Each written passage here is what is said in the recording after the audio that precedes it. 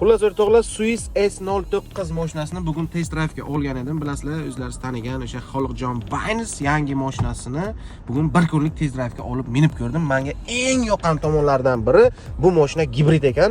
Hozir 1 soat oldin bitta joyga tushib ketdim va mana gibridniy rejimdan elektronli akkumulyator rejimiga qo'yib ketdim. 18% zaryadi bor edi. Konditsionerlarni yoqib tushib ketdim. Keysam 17% zaryad bilan turibdi. Yana menga buni eng yoqadigan fishkalardan biri, bitta fishkasi bor, mana bu mana. 3 xil armatizator, ya'ni освежители bor mashinani o'zini. Siz konditsionerlardan o'zi приятный запахlar chiqib turadi. Yana eng bitta qulay fishkasi bu bizga hammamizga kerak bo'ladigan fishka bu o'rtoqlar, buni qaranglar. Mashinaning rasxodi 5 litr 600 gramm, endi nima deydi shunaqa.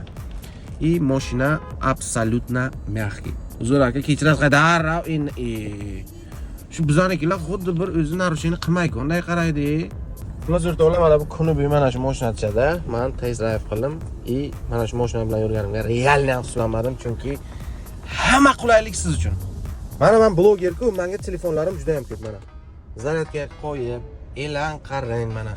Yana menga bitta qulay taraflardan biri bu ko'p farzandli oilalarga bu mashina ayni muddo. Nimagaki bu semimesniy.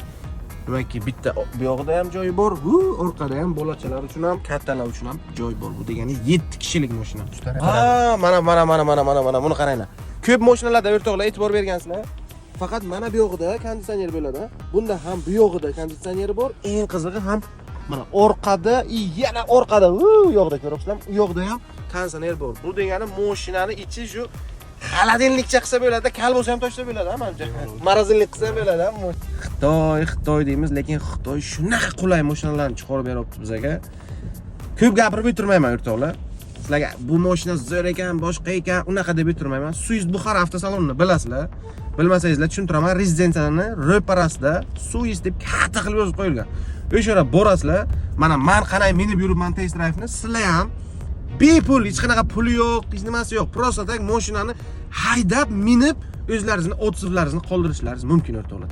Swiss Buxarada aytgancha yangilik ham ketyapti o'zi. $6000 bilan mashina beryapti. O'sha uchun ulgurib qoling, bunaqa shans bo'lmasligi mumkin.